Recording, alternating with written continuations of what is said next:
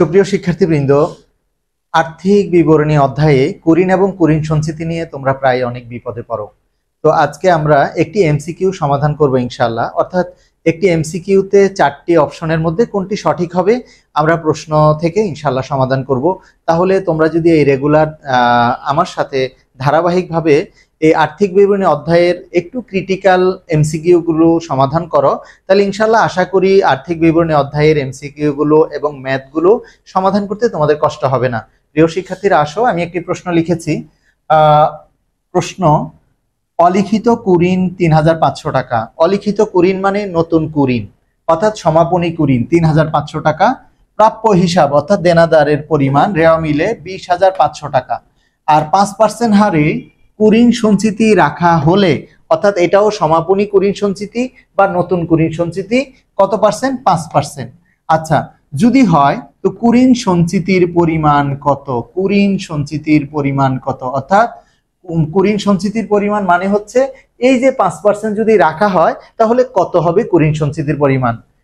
Option ক, অর্থাৎ ক তে রয়েছে ৮৫০ টাকা, খ তে ৯৮০ টাকা, গ তে ১১৫০ টাকা, ঘ তে ৯৫০০ টাকা। প্রিয় শিক্ষার্থীরা, আশা করছি তোমরা যারা আর্থিক বিবরণী অধ্যায়টা ভালো পারো তোমাদের জন্য এটা অনেক সহজ। বাট তোমরা অনেকেই, বেশিরভাগ স্টুডেন্ট আছো যাদের জন্য এই ধরনের এমসিকিউ ক্যালকুলেশন করে বের করা অনেক কঠিন। প্রিয় শিক্ষার্থীরা, খেয়াল করো আমার সাথে, আমি বের করে দিচ্ছি, একটু খেয়াল করো। আমরা প্রাপ্য হিসাবের উপর কুরিন সঞ্চিতি বের করি। তো আমরা একটু লিখি: গণনা প্রাপ্য হিসাব। আমাদের প্রাপ্য হিসাব হচ্ছে ২০৫০০ টাকা। ২০৫০০। আমরা এখান থেকে বাদ দিব অলিখিত কুরিন, অর্থাৎ যে কুরিনটা লেখা হয়নি বা নতুন কুরিন সমন্বয়, এটা সমন্বয়ে থাকে, অলিখিত কুরিনটা সমন্বয়ে থাকে। আর এই রেওয়া মিলটা, এই প্রাপ্য হিসাবটা রেওয়া মিলে থাকে বছর শেষে। আচ্ছা, বাদ অলিখিত কুরিন বা নতুন কুরিন বা সমাপনী কুরিন। তো লিখো অলিখিত কুরিন। অলিখিত কুরিন হচ্ছে ৩৫০০ টাকা। যদি আমরা ২০৫০০ থেকে ৩৫০০ বাদ দেই তো তোমরা ক্যালকুলেটরে করে দেখো কত হয়। ২০৫০০ মাইনাস হচ্ছে ৩৫০০, অর্থাৎ ১৭,০০০।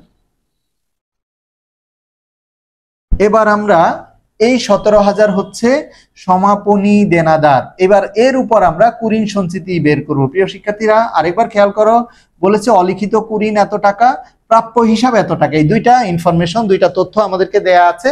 আর বের করতে বলেছে ৫% হারে কুরিন সঞ্চিতি। আর কোশ্চেন হচ্ছে যদি আমরা ৫% বের করি তাহলে কুরিন সঞ্চিতির পরিমাণ কত হবে। এখন খেয়াল করো, সুতরাং কুরিন সঞ্চিতির পরিমাণ সমান সমান কিভাবে বের করবো আমরা? দেখো, এই ১৭,০০০ গুণন হচ্ছে এই যে ৫%। তো ৫% করো ক্যালকুলেটরে।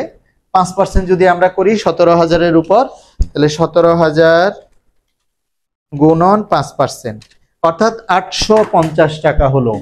৮৫০ টাকা, অর্থাৎ এই ৮৫০ টাকা হলো আমরা আমাদের অ্যান্সার পেয়ে গেলাম। ক দাগে রয়েছে ৮৫০ টাকা। আমরা এই যে এটা সঠিক। প্রিয় শিক্ষার্থীরা, আশা করছি এমসিকিউটা তোমরা বুঝতে পেরেছো। এইভাবে ইনশাল্লাহ যদি আমার সাথে থাকো এবং বারবার সমাধান করো, ইনশাল্লাহ তোমাদের এমসিকিউর ম্যাথগুলো ক্যালকুলেশনের কোনো প্রবলেম হবে না এবং তোমরা হচ্ছে বড় ম্যাথও ইনশাল্লাহ পারবে। তো এরপরে তোমরা যেটা জানতে চাও, যেটাতে প্রবলেম আছে, তোমরা যদি কমেন্ট সেকশনে যে কমেন্টস করো, ইনশাল্লাহ তোমাদের চাহিদা অনুযায়ী আমি আবার পুনরায় অন্য কোনো চ্যাপ্টারের বা এই চ্যাপ্টারেরই এমসিকিউ নিয়ে তোমাদের সামনে হাজির হব। সেই পর্যন্ত আল্লাহ সুবহানাহু ওয়া তাআলা আমাদের সবাইকে যেন ভালো রাখে। আল্লাহ হাফেজ।